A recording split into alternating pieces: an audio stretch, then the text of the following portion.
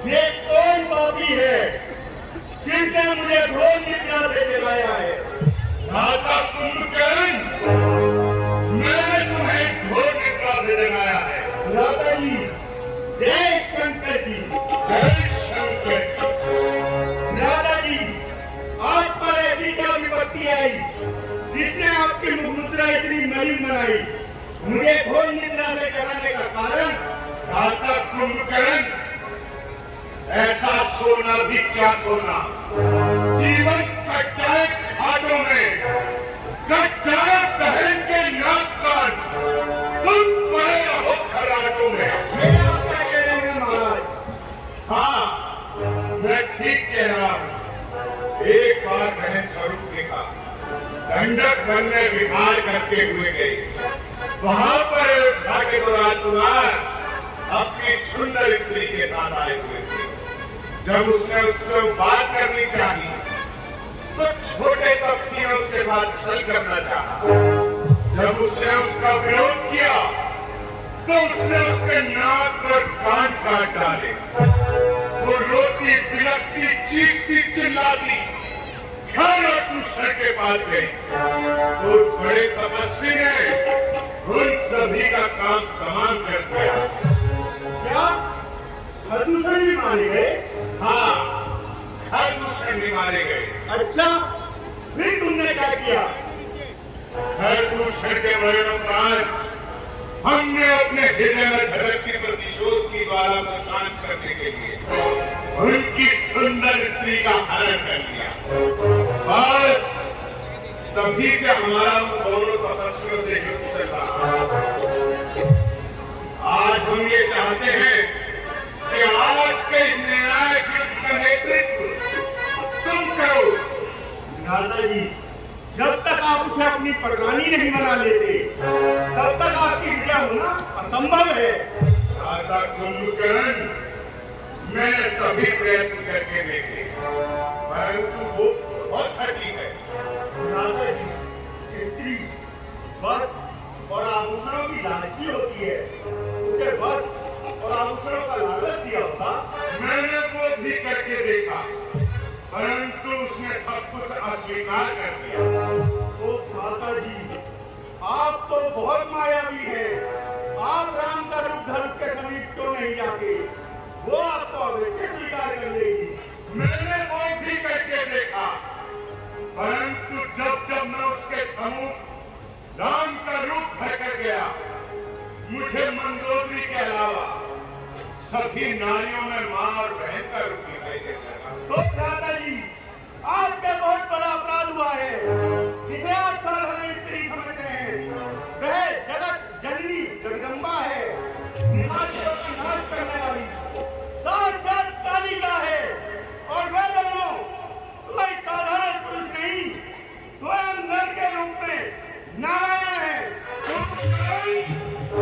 मैं तुमसे उपदेश नहीं चाहता। उपदेश नहीं भैया, एक बार नारद जी ने मुझे ज्ञान दिया था कि बुद्धि मलिन होने के कारण जब रावण सीता को हर करना आएगा तो संपूर्ण जाति का सर्वनाश हो जाएगा। लेकिन राजा जी एक बात तो बताइए, जो कई हाथी रोकी था, क्या काम महाराज जाने का कुछ तो कारण होगा, बच्चों से नाक कटाने का। इन बेमतलब की बातों में लंका की सत्यानाशी है। अब दुनिया क्या गिनना, अपनी तो पूर्ण मासी है, अपनी तो पूर्ण मासी है। वीरों, ये तो ज्ञान के चक्कर में फंस गया। इसे मदिरा पान कराया जाए।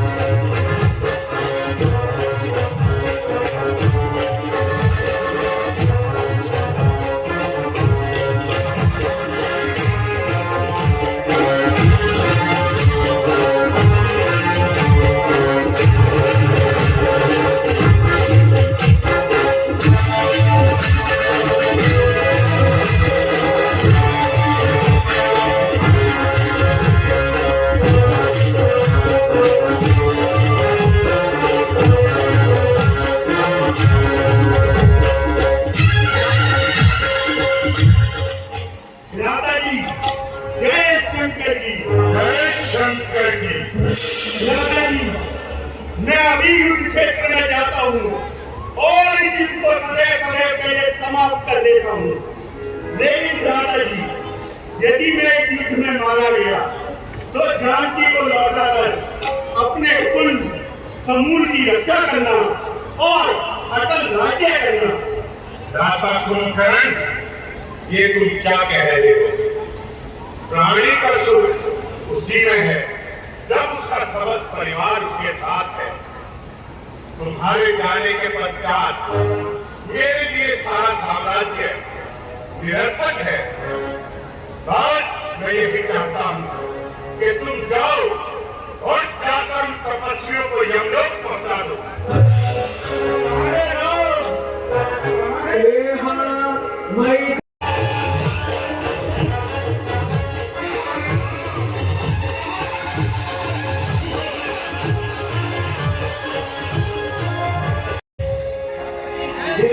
विभीषण आगे आयो, अरे चरण निधि नाम सुनायो। मैंने महाराज को हर प्रकार से समझाया था, परंतु उन्होंने मेरी एक न सुनी और मुझे लात मारकर पेश निकाला दे दिया और मैं तभी से प्रभु की शरण में आ गया हूँ। विभीषण, अच्छे के साथ तो सभी अच्छे होते हैं, फिर भाई और भाई का रिश्ता ही क्या?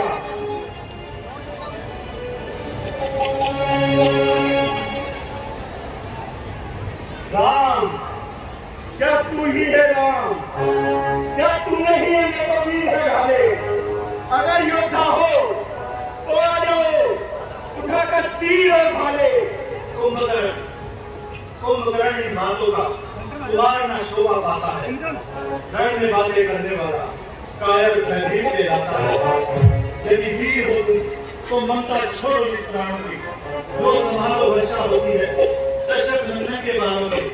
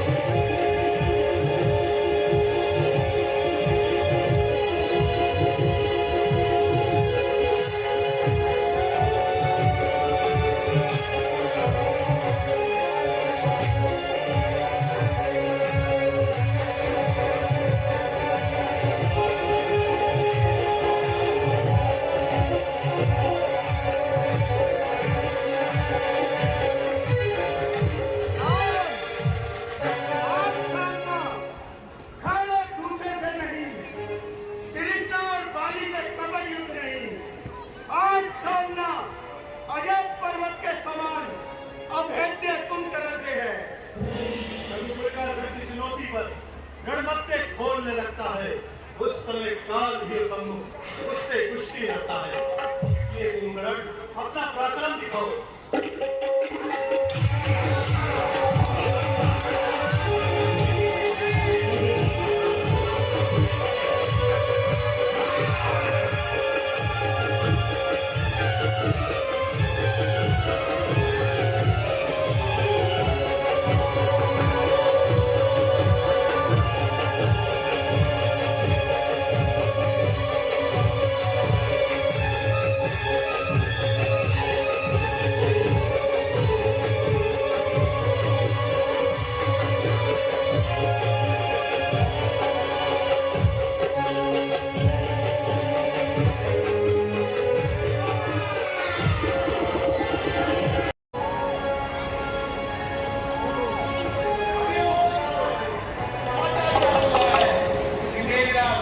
देवी का पवित्र यज्ञ कर रहा है, लेकिन यज्ञ पूर्ण हो गया तो उसमें विजय पाना असंभव हो जाएगा। तो आप सब जाकर मेघनाथ के यज्ञ को विध्वंस करो और साथ में लक्ष्मण को भी लेकर। लक्ष्मण जी भैया। आज मेघनाथ का युद्ध क्षेत्र में वध करके देवताओं के दुखों का हरण करो भैया। जैसी आपकी आज्ञा भैया। जैसी चुटीला सिंह आज हृदय बिगाड़ेगा उसका, सौगंध इन्हीं चरणों की, आज शीश उतारेगा उसका। लक्ष्मण, मेघनाथ बलशाली होने के साथ साथ बलवान भी है। फिर वो एक नारी व्रत रखता है। यदि वो चाहे तो मरने के बाद भी अपने तन में दोबारा से अपने जान डाल सकता है। इसलिए उसके शरीर को छिन्न भिन्न करके आना और उसका मस्तक राम धर्म में लेकर आना। यदि उसका मस्तक मिट्टी पर गिरा तो ये सारा संसार ध्वस्त हो जाएगा। ठीक है भैया, आप मुझे आज्ञा दीजिए। विजयी हो। रघुपति चरण नाय सिर, चले तुरंत अनंत, अंगद नीलमय। हे सावतार विजय स्वाहा, ओम ह्रीं क्लीं सावतार विजय स्वाहा, ओम ह्रीं क्लीं सावतार विजय स्वाहा, ओम ह्रीं क्लीं सावतार विजय स्वाहा, ओम ह्रीं क्लीं सावतार विजय स्वाहा, ओम ह्रीं क्लीं सावतार विजय स्वाहा।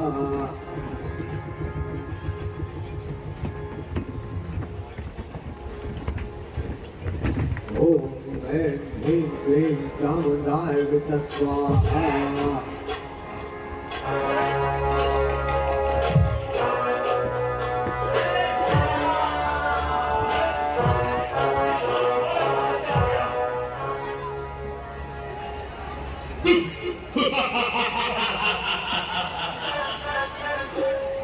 अरे तू फिर आ गया।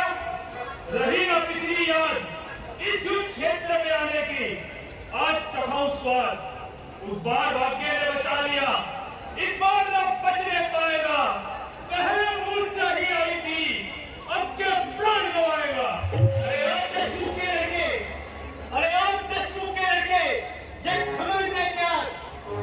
मैं अच्छा नहीं, किसी भांति की दीवार। मैंने जो मैं न करती है, वह सबके मन को भाती है। बकरी जो मैं करती है, वो गले छुरी चुराती है।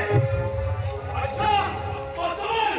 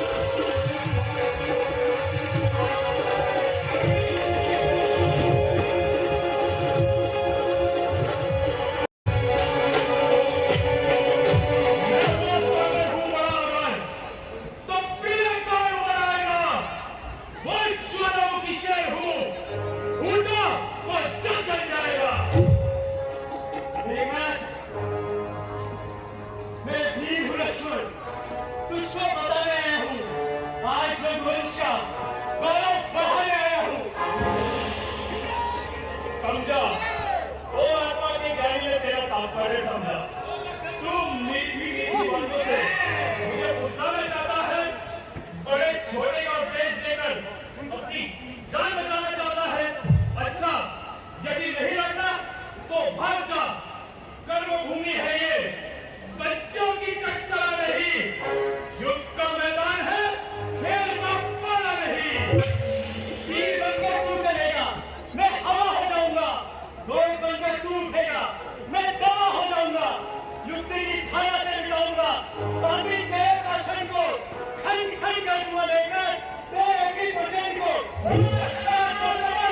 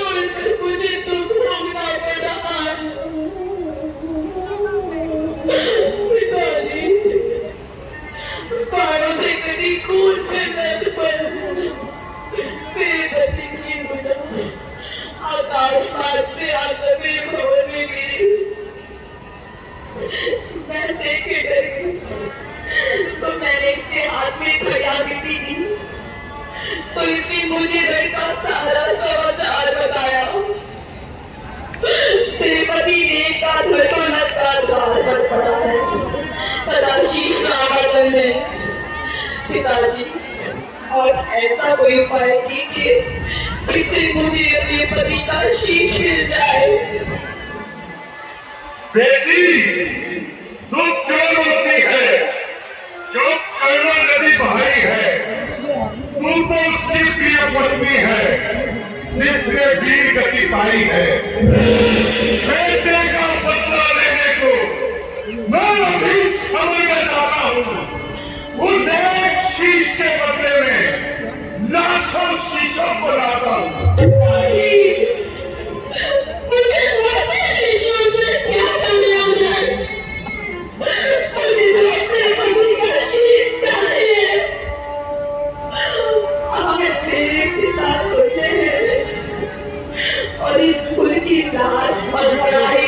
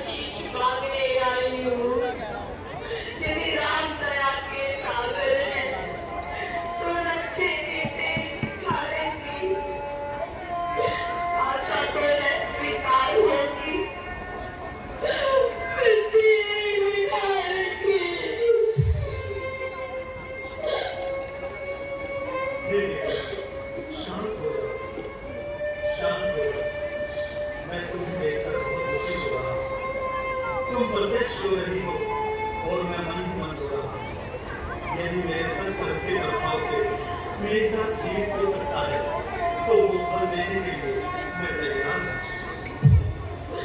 आपकी जो वाणी कही है, इसमें कोई साक्षी नहीं कि वो मेरे प्राणों को सुख दे सकती है। परंतु ये करूं, इस लोक में लौट कर भी मेरे पति फिर से आ गए, तो फिर से ऐसी सुगति नहीं पा सकेंगे। हे रघुवीर, यदि आप मुझ पर दया रखते हैं, तो मुझे मेरे पति का शीश बनवा दीजिए। मुझे मेरे पति की पुजारी ने बताया कि उनका शीश रामादल में है। मैं तो केवल अपने पति की शीश की भिक्षा मांगने आई हूँ। देवगुना जी, ऐसे कैसे संभव है कि किसी मृतक व्यक्ति की पूजा लिख करके बताए? हम पहले तब मानेंगे चलिए चला हुआ शीश हंसकर दिखाए। ये सुनिए, आप किसी प्रकार का संशय ना कीजिए। जो स्त्री अपने पति वचन का पालन करती है, तो अनहोनी बात भी हो सकती है। हे नाथ, इसका तो अभी बलिदान हो जाएगा।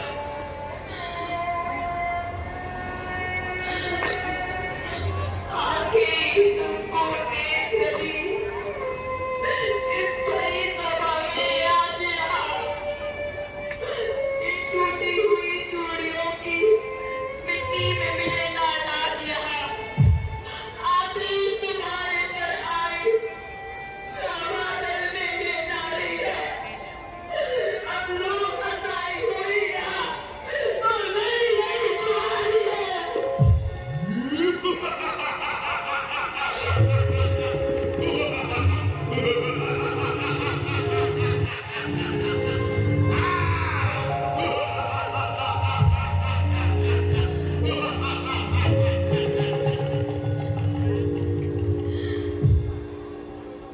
हे प्रजापति, आज के दिन मेरे पे युद्ध बंद करवा दीजिए।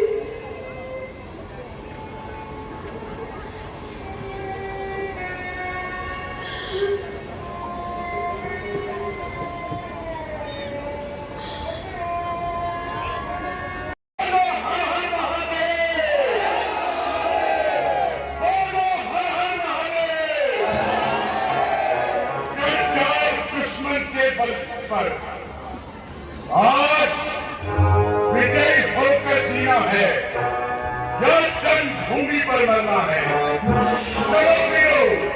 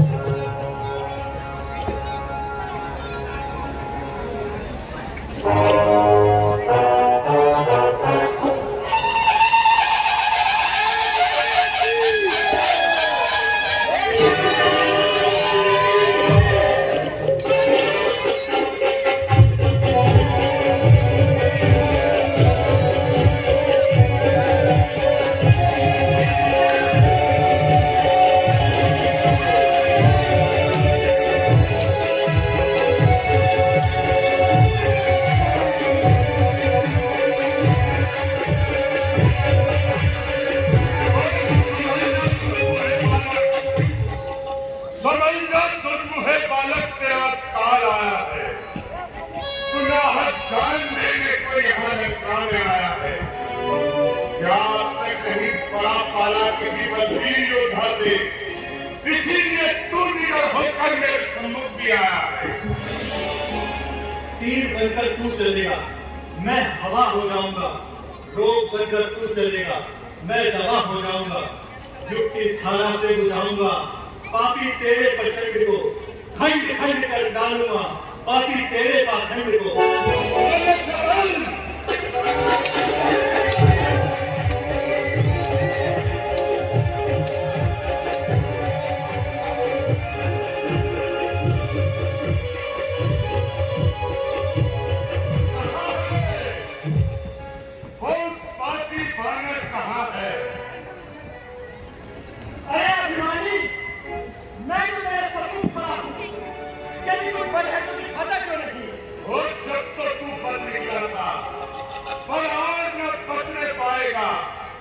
मेरे मुष्टिक प्रहार से निश्चय ही प्राण गंवाएगा।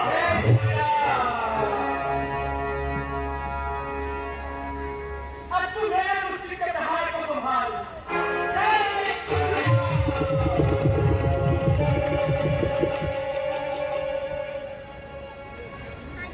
जननी तेरी धन्य है, हे बलशाली की गंधर्व देवता नर किन्नर मेरे बल से थर्राए थे।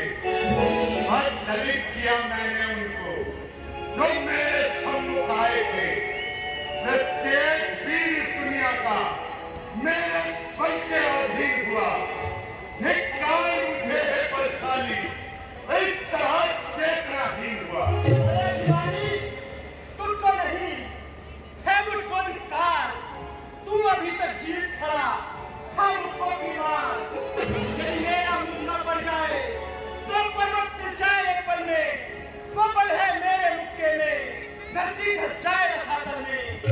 है ठेस के मुक्का खाकर भी तू मेरे सपूत जीवित है। अरे तू जो लज्जित है कंधार, भगवान स्वयं के लज्जित है। जय श्री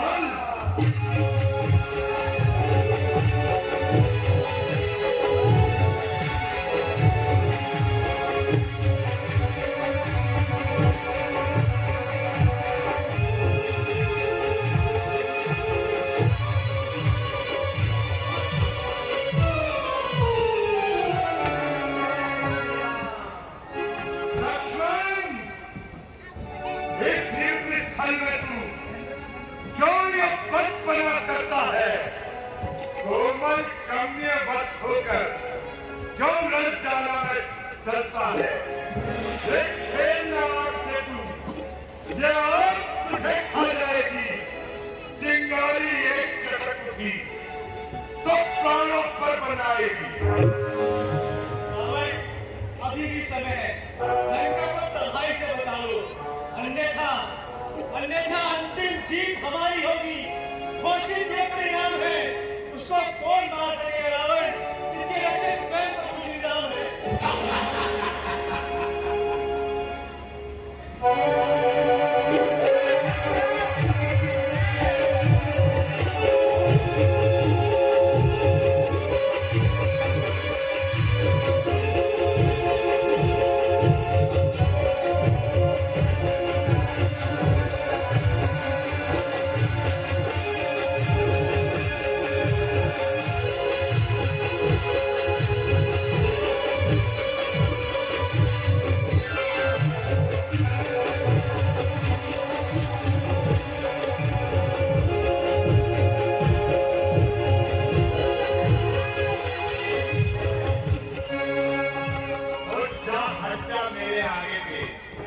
अन्यथा पूरा फल पाएगा।